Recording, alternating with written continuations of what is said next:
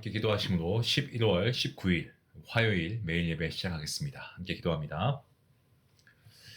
고마우신 하나님 감사합니다. 오늘도 귀한 날 우리에게 허락해 주시고 오늘도 우리 성도님들 하나님께서 매일 예배의 시간을 통하여서 하나님의 은혜의 보좌 앞에 나가게 하시니 감사합니다. 주님을 예배합니다. 주님을 경배합니다. 우리의 심령 가운데 기쁨이 충만케 하시고 우리가 말씀을 들을 때에 하나님께 주시는 아버지 하나님께서 우리에게 주신 그 말씀을 이해할 수 있는 지혜도 허락하시고 또 성령 하나님께서 우리에게 감화 감동하심으로 그 말씀에 순종케 하는 귀한 믿음도 허락해 주시옵소서. 또한 우리가 말씀을 가지고 기도할 때에 하늘 문을 활짝 열어주시고 이 땅에서 정말 하늘로부터 내리는 신령한 복을 누리게 되는 귀한 모든 우리 성도님들 또 가정이 될 수 있도록 하나님 함께 해 주시옵소서. 하나님의 은혜가 아니고서는 우리는 한순간도 1분 1초도 살아갈 수 없습니다. 연약한 존재입니다.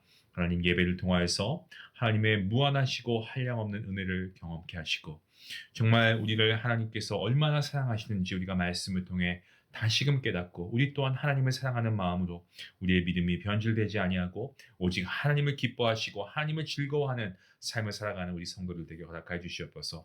특별히 아버지 이 혼란스러운 세상 가운데 우리가 성령으로 충만하여 말씀으로 충만하여 우리가 하나님의 선하시고 기뻐하시고 온전하신 뜻이 무엇인지 분별하게 하시고 그 뜻대로 순종하며 살아갈 수 있도록 하나님 우리와 함께하여 주시옵소서. 오늘도 몸이 아픈 자에게 하나님께서 그 아픔을 아시오니 주님께서 낫게 하시고 질병을 깨끗게 치유하시고 회복되고 아버지 하나님께 나와 함께 예배할 수 있는 귀한 은혜의 시간을 우리가 고대하고 있사오니 주여 우리의 기도에 응답하여 주시옵소서. 아버지 오늘도 하나님께서 우리에게 주신 가정과 일터와 또 아버지 믿음의 공동체 가운데 하나님 함께 하시고 우리가 어떠한 삶을 살아가든지 간에 그 안에서 우리가 하나님의 영광을 가리우지 않도록 도와주시고 늘 예배가 우선이고 예배를 통하여서 우리의 삶이 하나님을 더욱더 영화롭게 하는데 귀하게 쓰임받는 우리의 삶이 될 수 있도록 하나님 축복하여 주시옵소서.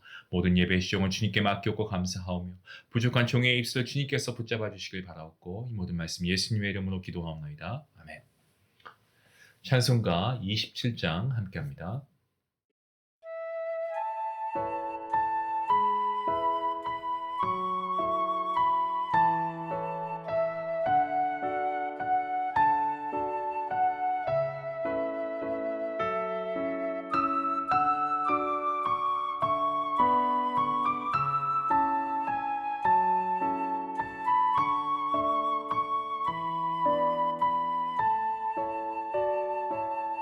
빛나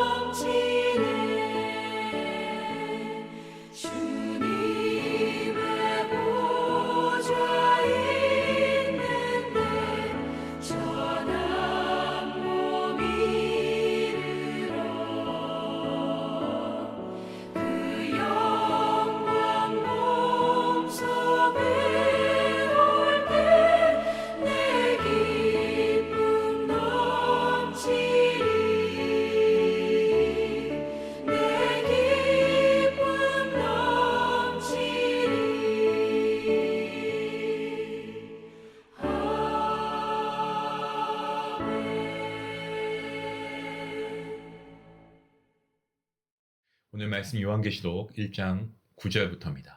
1장 9절부터 20절까지의 말씀 되겠습니다.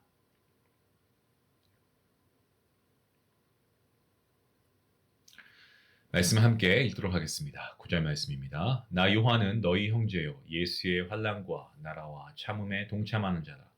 하나님의 말씀과 예수를 증언하였으므로 말미암아 밤모라 하는 섬에 있었더니 주의 날에 내가 성령에 감동되어 내 뒤에는 나는 나팔 소리 같은 큰 음성을 들으니 이르되 내가 보는 것을 두루마리에 써서 에베소, 서머나, 버가모, 두아디라, 사대, 빌라델비아, 라오디게아 등 7교회에 보내라 하시기로 몸을 돌이켜 나에게 말한 음성을 알아보기 위하여 돌이킬 때에 7 금촛대들을 보았는데 촛대 사이에 인자 같은 이가 발에 끌리는 옷을 입고 가슴에 금띠를 띠고 그의 머리와 털의 희기가 흰 양털 같고 눈 같으며 그의 눈은 불꽃 같고 그의 발은 풀무불에 단련한 빛난 주석 같고 그의 음성은 많은 물소리와 같으며 그의 오른손에 7별이 있고 그의 입에서 좌우에 날성검이 나오고 그 얼굴은 해가 힘있게 비치는 것 같더라.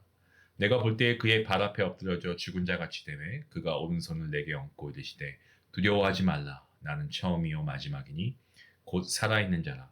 내가 전에 죽었었노라. 볼지어다 이제 세세토록 살아있어 사망과 음부의 열쇠를 가졌노니 그러므로 네가 본 것과 지금 있는 일과 장차 될 일을 기록하라. 네가 본 것은 내 오른손의 7별의 비밀과 또 7 금촛대라. 7별은 7교회의 사자요 7 촛대는 7 교회니라. 아멘. 오늘 본문 말씀 하나님께서 요한에게 환상을 통해서 7 교회에게 보내실 내용을 담고 있는 말씀입니다. 본문 9절 말씀 나 요한은 너희 형제요 라는 말로 시작하고 있습니다. 그리고 예수의 환난과 나라의 참음에 동참하는 자다라고 얘기합니다.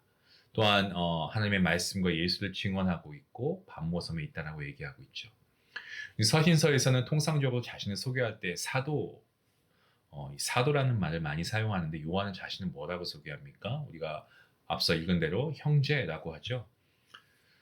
당시에 신앙을 믿음을 지킨다는 이유로 성도는 환난과 시련을 당했습니다. 우리가 히브리서를 수요 말씀 예배 때 함께 같이 공부하면서 알고 있지만 이때도 신앙을 지킨다는 것 정말 큰 환난이고 시련이었습니다. 요한도 당시에 박해를 받았습니다. 그 신앙 때문이죠. 또 그가 예수님을 증거하는 증인의 삶을 살았기 때문에 그렇습니다. 근데 그가 있던 밤모섬은 이 에베소의 남서쪽에서 대략 한 60마일 정도 거리가 떨어진 곳인데 로마 시대의 어떤 종교적이나 또 정치적으로 종교 정치범 이렇게 해야 되나요? 그래서 잘못한 사람들을 귀양 보냈던 유배지가 바로 이 밤모섬이었습니다. 요한도 지금 다른 성도들과 같이 박해를 당하고 있었기 때문에 사도라는 호칭보다는 어떤 그들과 함께하고 싶었던 마음이었던 것 같아요. 형제라는 단어를 사용하면서 이 성도들과 자신의 상황을 동일하게 그렇게 표현하고 있습니다. 고난당하고 있던 요한에게 신비한 일이 생기게 됩니다. 밤모섬에 갇혀있는 요한의 상태가 어떻습니까? 요한은 현재 자신의 상태를 이 성령에 감동되었다라고 본문 10절에서 말하고 있죠. 그리고 나팔 소리 같은 큰 음성이 들렸다라고 했는데 그 음성은 요한에게 네가 보는 것을 두루마기에 써서 7 교회에 보내라라고 명령하시죠. 이 나팔 소리는 성경에서 그리스도의 재림을 알릴 때 자주 사용되는 단어거든요. 우리가 알고 있는 말씀 구절이라고 하면 고린도전서의 15장에 나와 있고요. 또 데살로니가 전서 4장에 보시면 나와 있습니다. 비록 요한의 육신은 밤모라고 하는 섬에 갇혀 있습니다. 정말 처량한 신세가 아닐 수 없지만 하지만 요한은 성령 하나님께 감동이 되고요. 하나님의 음성을 듣고 있다는 거죠. 저와 여러분 이 땅에 살면서 삶이 힘들고 지치고 고단할 때보다 내 삶이 좀 평안하고 그럴 때 주님께서 나와 동행하신다고 우리가 생각하거든요. 그런데 하나님께서는 우리의 상황과 환경 이런 것들과는 아무런 상관없이 여러분 언제나 우리와 함께 동행하고 계시는 분이신 줄로 믿으시길 바랍니다. 여러분 요한을 보시기 바랍니다. 유배당한 상황이었지만 그는 성령 하나님께 감동이 되고요. 하나님의 음성을 듣고 있지 않습니까? 저와 여러분도 지금 우리 각자에게 처해진 상황이 다 다를 것입니다. 저도 그렇고 여러분도 다를 것이에요. 하지만 그런 가운데서 고난 중에 있다고 해도 그곳에 우리 성령 하나님께서 내 안에 내주하고 계시는데 여러분, 우리는 평안을 누릴 수가 있습니다. 본문은 다음으로 하나님께서 요한에게 보여주신 환상들에 대해서 본문 12절과 13절에서 말씀하고 있습니다. 요한이 몸을 돌이켰을 때 먼저 7 금촛대를 보았다라고 기록하고 있죠. 7 금촛대는 이 본문 20절 말씀에서도 설명하고 있는데 편지를 보낸 아시아에 있는 7 교회들을 말하고 있습니다. 그리고 촛대 사이에 인자 같은 이가 계셨습니다. 이것은 현재 핍박당하고 있는 교회들 사이에 예수님께서 함께 계신다라는 것을 상징하고 있는 말씀입니다. 예수님께서는 고난받는 성도들을 결코 그냥 보고 계시지 않으세요. 외면하지 않으십니다. 그들의 고난에 대해서 모른 척하지 않으십니다. 물론 우리 입장에서는 하나님께서 침묵하시니까 우리 돌보시지 않는다라고 생각할 수 있지만 여러분 믿으시기 바랍니다. 매 순간 우리를 감찰하시고 동행하고 계시는 분 바로 우리 주님이십니다. 본문에서 묘사하는 이 발에 끌리는 옷은요, 지도자를 상징합니다. 그리고 가슴에 금띠를 띄었다라고 했는데 13절 말씀에 거기 그것은 대제사장이 제사 중에 하나님의 존전에 들어가는 것, 그 모습을 떠올리게 하는 거죠. 그리고 이러한 환상은 계속해서 말씀을 보면 이어지고 있는데요. 14절과 15절 말씀에서 말하는 흰 양털과 같은 머리카락이 나오는데 이것은 그 다니엘서 7장에 보시면 그 신적인 본성을 나타내고 불꽃 같은 눈은 모든 악에 대한 심판을 의미합니다. 이것은 다니엘서 10장에 보시면 알 수 있고요. 자, 그리고 주석 같은 발, 이것은 위대한 능력을 가진 고귀한 사람을 나타낼 때 사용하는 단어입니다. 그러니까 인자를 설명하기 위해 빛나는 금속에 묘사하고 있는데 이것은 에스겔서 1장 그리고 8장 그리고 다니엘서 10장에서도 발견되는 말씀입니다. 이 모든 것들이 약간 외형적인 묘사이죠. 자, 그러면 이제 외형적인 묘사에 이어서 음성에 대한 묘사가 이제 이어지고 있습니다. 좀 말씀이 어렵긴 하지만 우리 같이 함께 말씀을 은혜롭게 한번 우리가 같이 경청하면 좋을 것 같습니다. 예, 외형적인 묘사에 이어서 이제 음성에 대한 묘사인데요. 이 그리스도의 음성이 어떻다라고 표현하고 있습니까? 15절 말씀을 보면 많은 물소리와 같다. 그죠? 많은 물소리와 같다. 이 표현은 뭐냐면 그러니까 경외심을 일으키는, 경외감을 일으키는 거대한 폭포를 생각나게 하고요. 자, 그리고 나서 이 그리스도의 말씀은 위엄이 있고 음성에 대한 깊은 경외를 나타내고 있는 겁니다. 요한은 그러니까 자신이 본 것에 대한 어떤 표현을 이렇게 하고 있는 거죠. 네. 자, 그리고 나서 자기가 본 것에 대해서 계속 설명하고 있는데요. 16절 말씀이 그 내용이고요. 요한은 뭐라고 얘기합니까? 그의 오른손에 7뼈이 있다고 했습니다. 이 7뼈는요, 본문 20절 말씀에 설명하고 있는 것처럼 7 교회의 사자, 예, 이것을 의미합니다. 교회의 사자들이 주님의 오른손에 있다라고 하는 것은 교회와 함께 하시고 그들 가운데 보호하고 계신다는 것을 의미하고 있습니다. 또한 그의 입에서 좌우에 날성검이 나온다. 우리가 뭐 이런 표현을 우리가 잘 많이 들어오긴 했습니다만 이 표현은 무슨 표현이냐면 예수님의 말씀은 그렇죠? 날선검처럼 강력하다. 그렇죠? 그것을 의미하고 심판자이신 그리스도를 의미하고 있는 묘사하고 있는 표현입니다. 그리고 얼굴이 해가 힘있게 비치는 것 같다라고 하는 이것은요. 빛나는 예수 그리스도의 존재 그 자체를 묘사하고 있습니다. 마치 요한이 공생의 기간에 변화산에서 예수님을 보았을 때 비슷한 모습. 예. 이러한 환상을 보게 된 요한의 상태가 지금 어떻습니까? 환상을 볼 때 죽은 자 같이 되었다라고 하죠. 예, 본문 17절과 18절 말씀에 보면 이것은 엄청난 환상을 목격했을 때 성경에서 종종 사용하는 표현이긴 합니다. 네. 뭐 여호수아서 5장도 그렇고요. 뭐 다니엘서 8장이나 마태복음 17장 등등 뭐 사도행전 26장에서도 그렇고요. 종종 사용합니다. 성경에서. 자, 이때 예수님은 오른손을 펴서 뭐라고 말씀하시죠? 두려워하지 말라라고 하시면서 요한을 안심시키고 계십니다. 그리고 자신을 살아있는 자라고 표현하십니다. 예수님께서는 세상에 있는 신들처럼 죽어서 신이 된 것이 아니고 지금도 살아 역사하셔서 성도들과 함께 하시고 모든 것을 주관하시는 분이십니다. 여러분 아멘 하시기 바랍니다. 분명한 사실이죠. 여기서 핵심은 분명하게 예수님께서는 죽으셨고요. 그리고 분명하게 예수님은 부활하셨습니다. 때문에 예수님께서는 사망과 음부의 열쇠를 가지고 계신 거고요. 모든 사람들의 생사에 대한 절대적인 주권을 가지고 계신 이유가 바로 거기에서 비롯된 것입니다. 본문은 지금까지 보여진 환상을 기록하라고 설명합니다.